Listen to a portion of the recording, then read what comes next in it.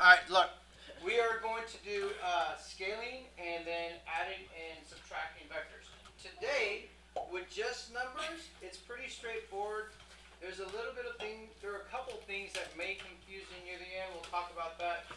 But you want to get the fundamental basics with these numbers, because when we go to word problems, guys, they should be easy.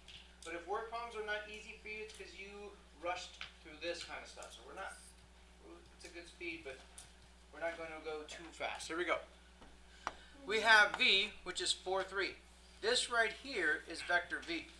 You know that it's 1, 2, 3, 4, and then up by 3. But again, we are not drawing all of this. We're just visualizing it as we draw vector v. Magnitude. We've already discussed this. How do we find the length of the magnitude of this vector? Pythagorean theorem. So it's going to be 4 squared plus 3 squared. Take the square root. Please make sure you write units. So it'll be 5 units. Alright, the direction is the angle, and this will be the same for the rest of the unit, is we're going to take the arctangent of this y over x and see what we get. The reason why I signed in with the calculator is because this right here is big. It's not difficult, but if you're not listening and paying attention to what I'm telling you right now, you're going to be lost for a while because of what you're supposed to see it unit circle wise. Here we go.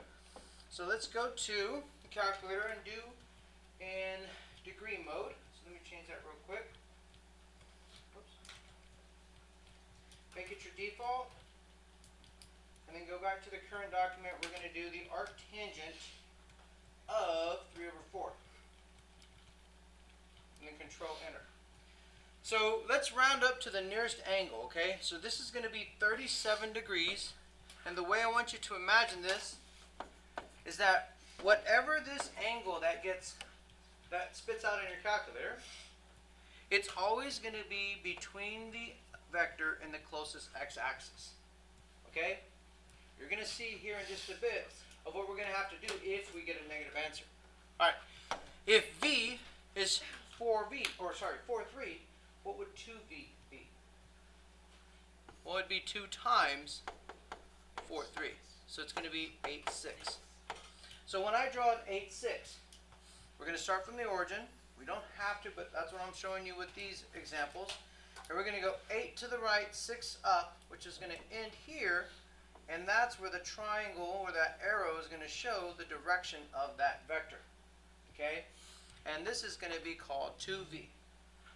Something we have to be very careful of is identifying our vectors, especially when we do physics-based problems. And I promise you I'm going to make those physics-based problems easy because of the way we train with this notation and whatnot. Alright, magnitude. We're going to do 8 squared plus 6 squared. Take the square root. This time it's 10. Which makes sense because if this was 5 before and all we did was multiply these components by 2, well then it should be twice as big as what it was before. Okay? Direction. Here we go. It will be the arctangent of 6 over 8. And with reducing fractions, it's going to be the same. That would reduce to 3/4 so that that same angle, whoops, let me do it in blue, is going to be 37 degrees between the vector and the nearest what? X-axis. That's something to remember, okay? I don't want you getting lost over something so easy. Let's look at the next one. Negative 1v. This is where confusion starts to set in a little bit. Because a lot of us, we struggle with negatives. And I want you to be thinking about this.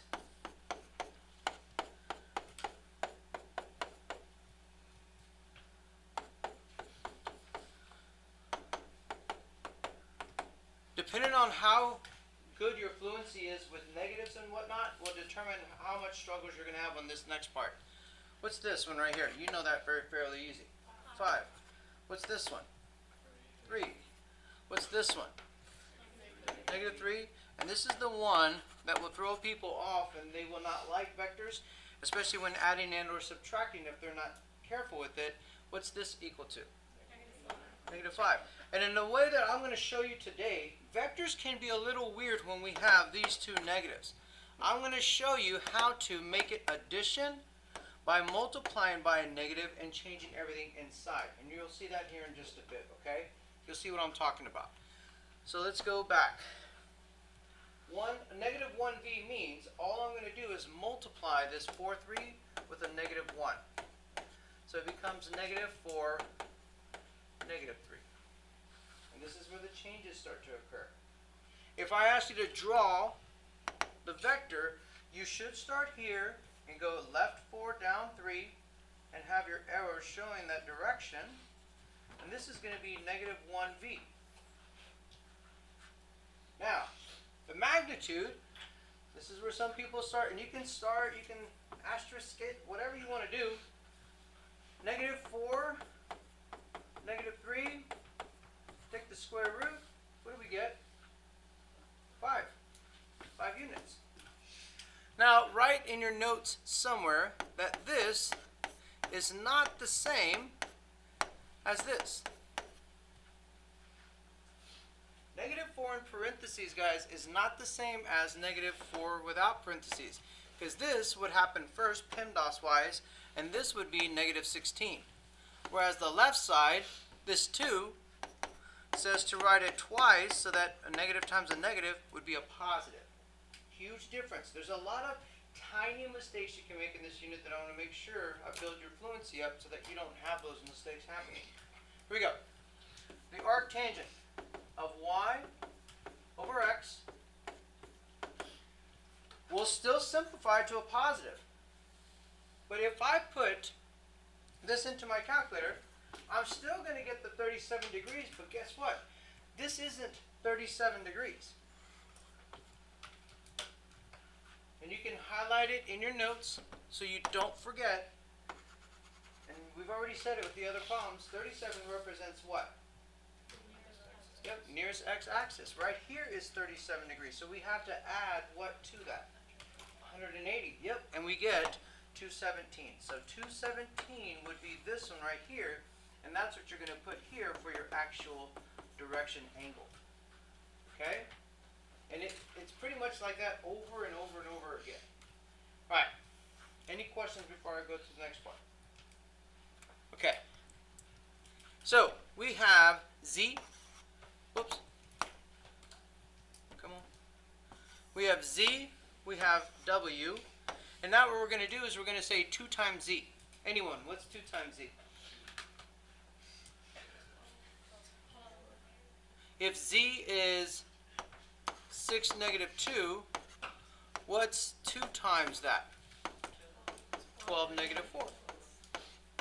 Make sure that you show the vector notation, not parentheses. Alright, so w is negative 4, 5.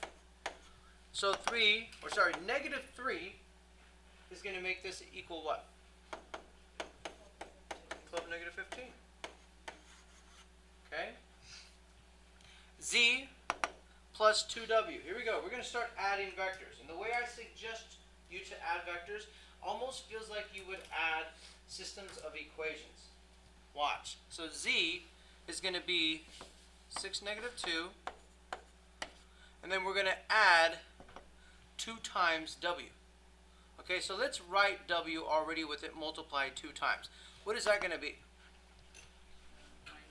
Negative 8 and 10. And we are adding vectors so that you just add straight down. Add the x's, what do you get? Negative what? 2. And then if I add the y's, what do I get? 8. You're going to see what this means and what this vector represents here in just a bit. A lot of real-world application. 2z minus 3w. Okay, so 2z means I'm going to multiply these numbers by 2 to get 12, negative 4. And then 3w means I'm going to multiply these numbers by 3 to get negative 12, 15.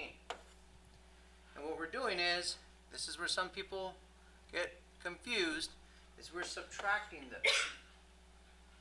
Yes? That's what I'm saying. That's what I'm leading it to. So that's exactly the way I would want y'all to do this. So to me, way too many mistakes happen, especially in calculus, of negative mistakes that people don't find and see earlier on before they get to calculus. This is one big negative mistake, okay? So instead of subtracting, I could do what Diego said of multiplying by this negative 1. So if I multiply by this negative 1, I'm like distributing it. So what would the negative 12, 5 end up becoming? 12, negative 5. So let's go back and make it a positive and then a negative. And when we do that, we can now look at it as an addition problem. And I'll tell you right now, adding vectors is so much quote-unquote easier than trying to subtract them because of those negative mistakes. So 12 and 12, what do you get? 24. And then negative 4 and negative 15? Negative 19. And there would be your resultant vector, the result. Any questions? Okay, so let's keep going. Z is still 6, negative 2. And I'm going to do it right now, okay? Just like Diego said, I'm going to, this subtraction sign right here, let me change it to the other slide. Right here when we saw negative 1 minus 4, like Diego just suggested on there, we're changing this to add a negative. Because it's a lot easier to interpret. Negative 1 plus negative 4 more is a negative 5. Okay? So going back over here, we're going to make this negative 2w by multiplying negative 2 with each of these. And what do I get, guys? 8, negative 10. Now, is it still a subtraction problem, yes or no?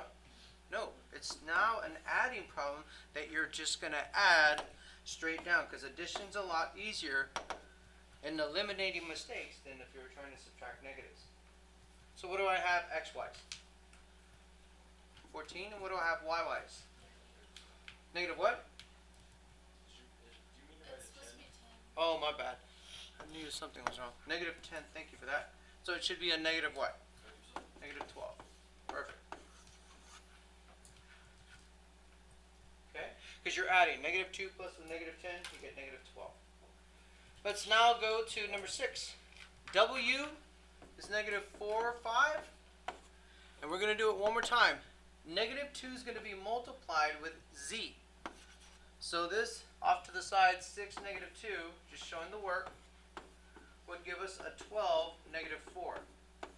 Now we do have an adding because of the way we're approaching things. And what's the resultant vector for that one? Or did I make another mistake? What should it have been? Negative 12, positive 4. Okay? And see, these mistakes that you're seeing are common, and they will be the mistakes that you make too if you're not careful with that distribution of negatives. Okay? So just be a little bit more careful when doing that so that you get the correct answers. And you should get negative 16, 9 for the resultant vector here. Okay? Alright.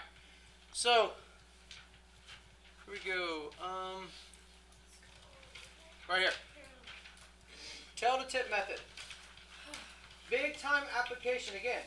The application that we're going to do, guys, there's a lot of real world problems that are really cool. And I'll tell you right now, physics was difficult in college. It really was, calculus-based physics. But if you have a clear understanding of vectors, which is what we're learning this unit, oh my gosh, it's so much easier in a lot of respect. So, let's talk about the first method of adding vectors graphically. It's called the tail to tip method. So on a vector, you have a starting point and a direction. We're going to look at this as the tail because that's where you came from. And the tip is where you're heading. Whoops. Oh, blue. And that's the direction. Okay? So when we graph it, look at the way we graph. The first one we're going to graph is u. And u is negative 3, 4. Where should I start u, or does it even matter? It doesn't matter. So let's start u here. If I start u here and I do a negative 3, 4, so left 3, up 4, I should end up here. And I'm going to draw the arrow and be very, very precise and accurate with your drawings. The more care you take right now with what you're drawing, I promise you, the word problems are going to be much easier. Okay? This will be u. Now we're going to do v. And the question is this. where, if we're doing tail to tip method, should I start the vector v? It's either going to be here or it's going to be here. We're actually going to start it where the other one ended up at. So we're going to start here. And guys, this is why it's called the tail to tip, because the tip of the red is now the new starting point of the blue. Okay, so tail to tip, I'm going to go 1, 2, 3, 4, 5, 6, 7, 8, and then I'm going to go down 1. Again, we're not drawing that, but I wanted you to visualize it. 4, 5, 6, 7, 8, down 1. So I'm going to end up here. And this is V. Okay? Now, please, please, please add up U and V for me and tell me what should I write right here as the resultant vector. 5, 3. And look, this resultant is what actually happens in real life.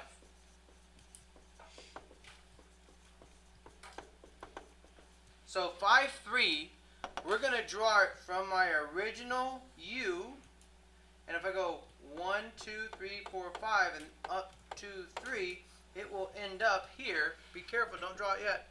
And I want you to draw the resultant vector like this.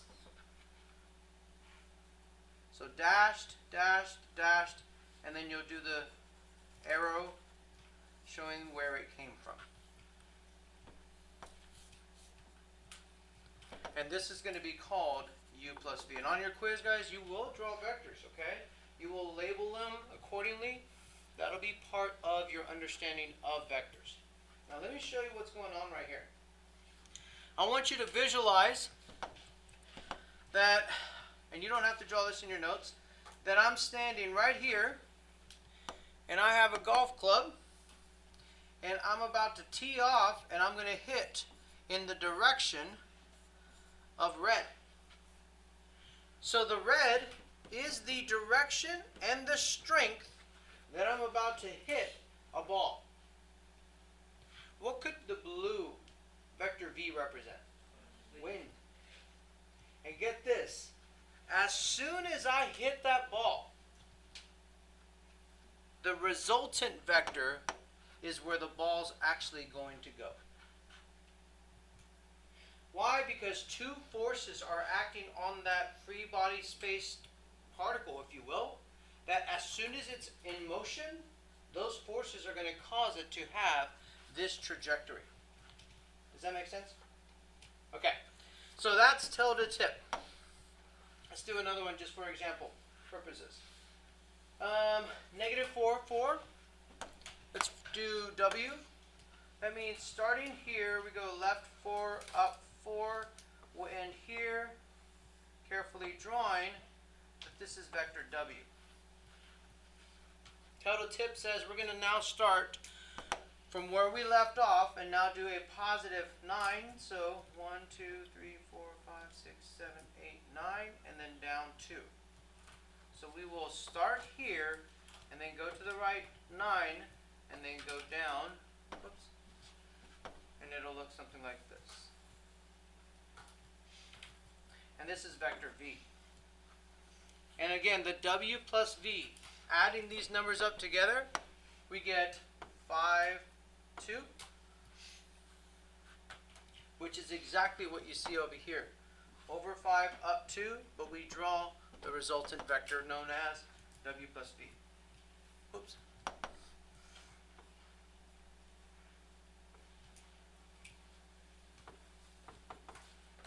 Same thing. Teeing off, wind. This would actually be the trajectory of the ball. Okay?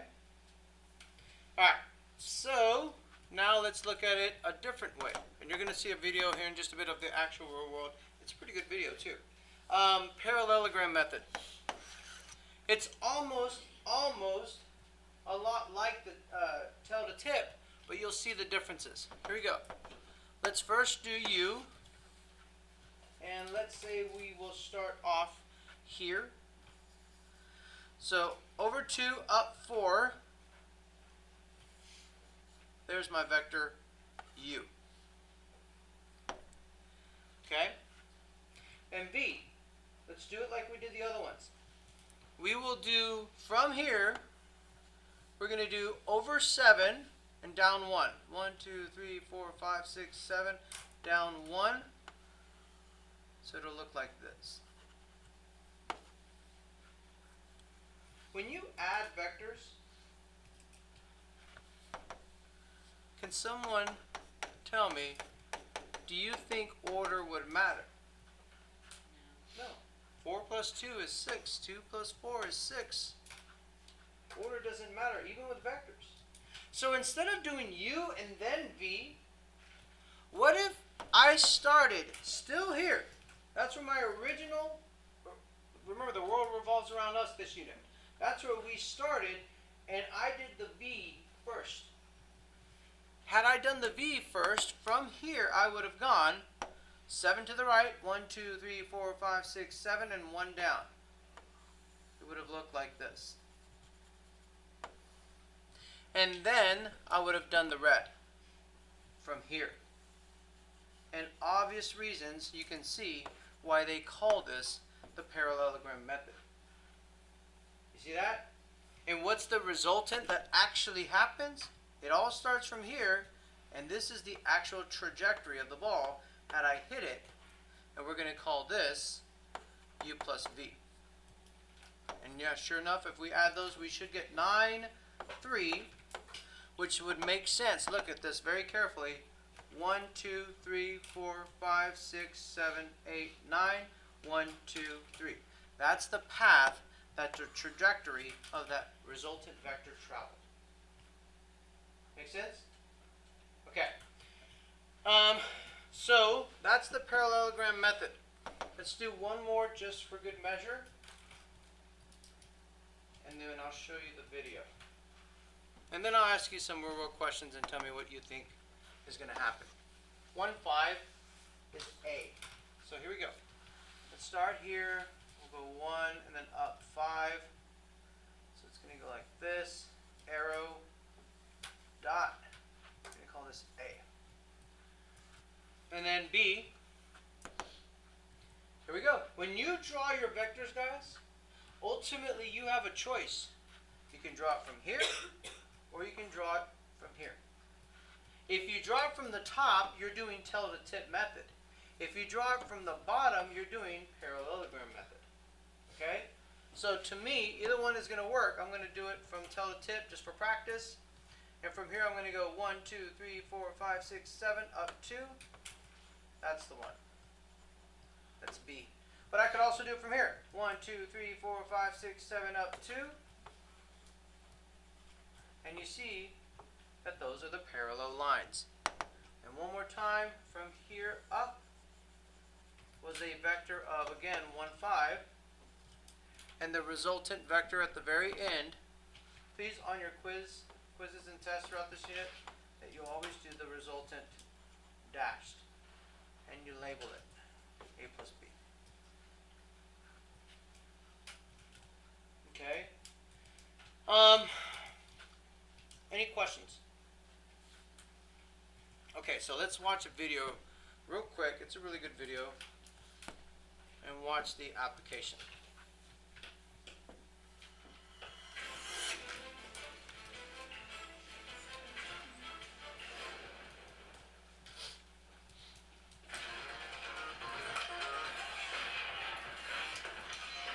In the National Hockey League, players are celebrated for their skating, their checking, and their scoring.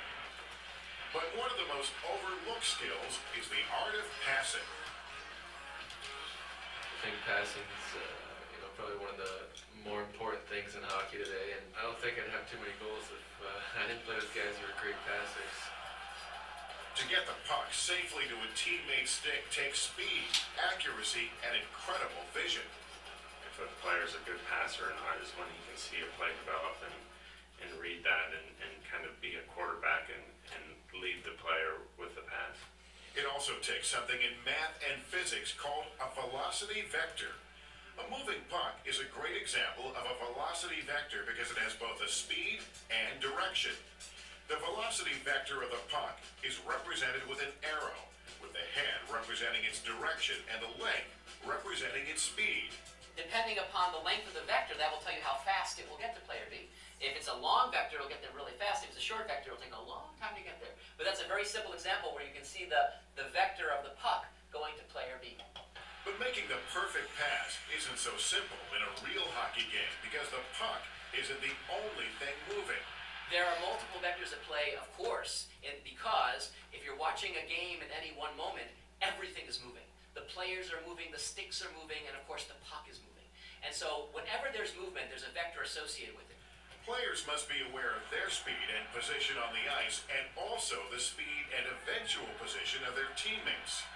The effort is putting it where you want to put it before the guy you're passing to gets there. So if a guy's cutting across the ice, I'm not passing where he is, I'm passing where he's going to be. Although NHL players figure this out intuitively, there are two ways to add vectors to find the vector the puck needs to move from point A to point B. The first way is called the head-to-tail method. Imagine this is the velocity vector of the puck at point A, and the player wants the puck to end up here at point B. He makes the pass with this velocity vector, but the puck will also continue in this direction. And now, to find the sum of this vector and this vector, I could just literally go from the tail of the first to the head of the second, and you can imagine I'm creating a triangle.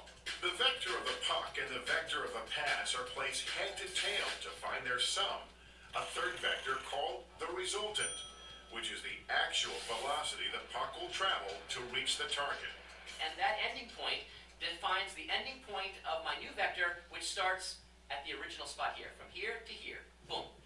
The second way to add vectors is done with something called the parallelogram method.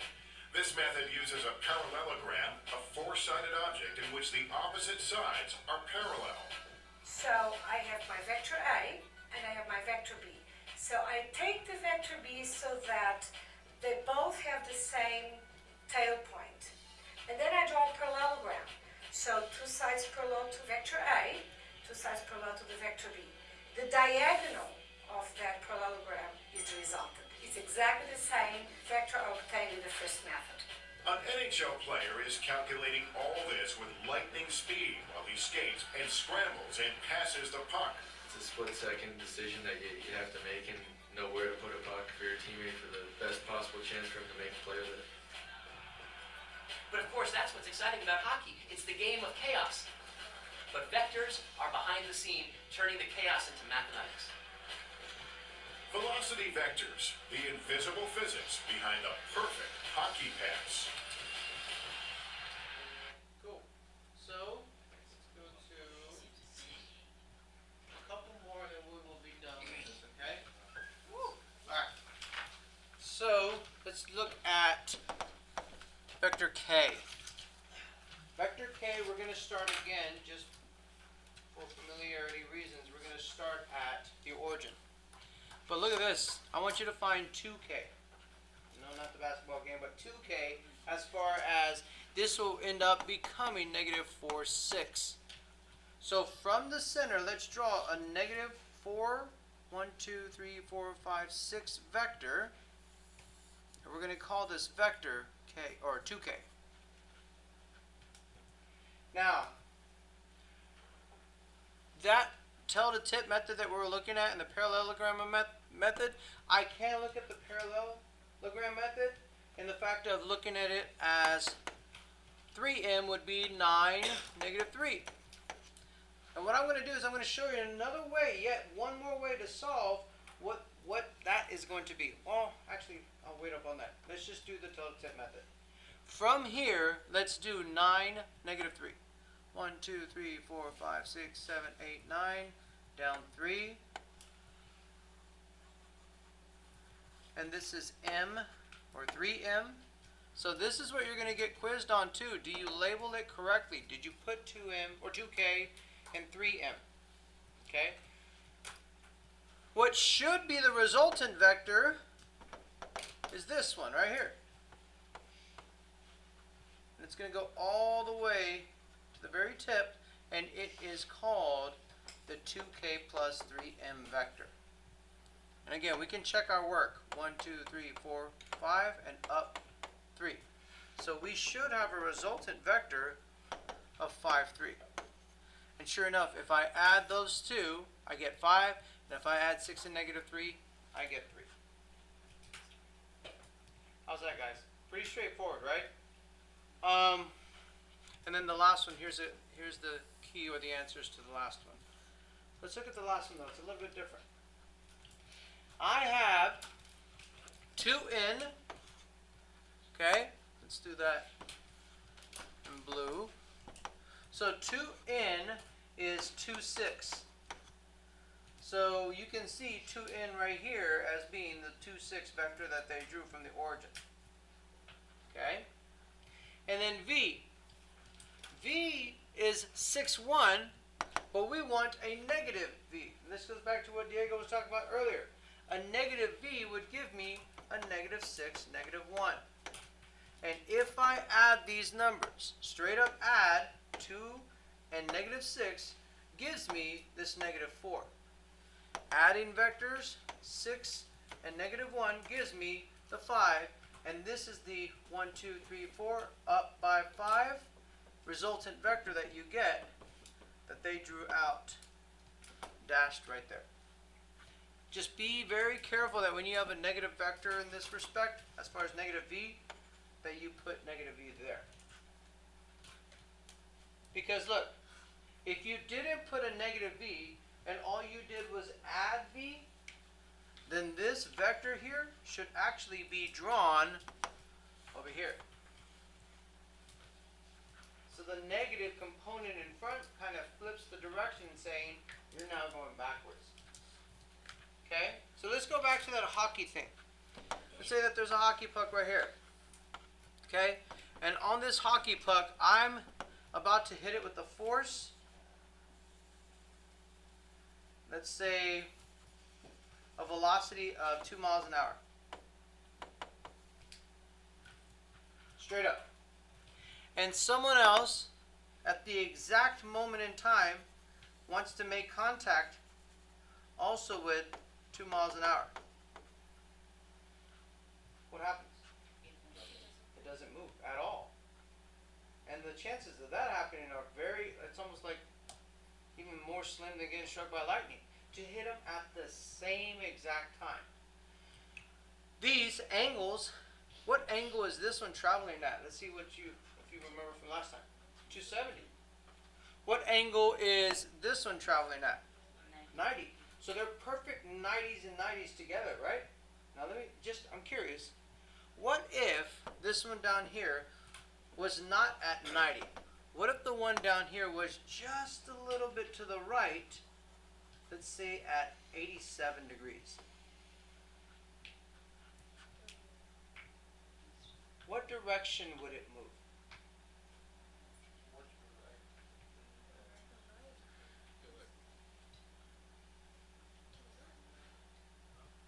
What direction would it move?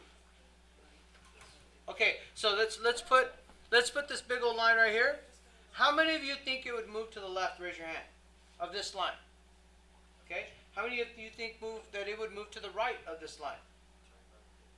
We're talking about the puck. Okay. One more thing is this. Okay? I want to see your hands. In quadrant 1, how many of you think that the puck will actually end up in quadrant 1? Okay? How many so 0 people. How many people do you think that it will end up in quadrant 2? So 2 people. Okay? How many people in quadrant 3 would it end up? So about 5 people. And everyone else, how many people think that it would end up in quadrant 4? It's about 2 people. So some people were not sure and didn't vote. So here's the thing. If I have this vector that has this strength, and I have this other vector act on it, I could do tail to tip method, and the resultant is from the original one that I drew to the tip, and this is what it would actually do. It would barely move to the fourth quadrant. Do you see that? Because 90 degrees, all the force is coming down. So no matter what, it's going to end up in quadrants 4 or 3. And this, depending on the x value, is going to show whether it's going to be over here in the right quadrants or in the left quadrants.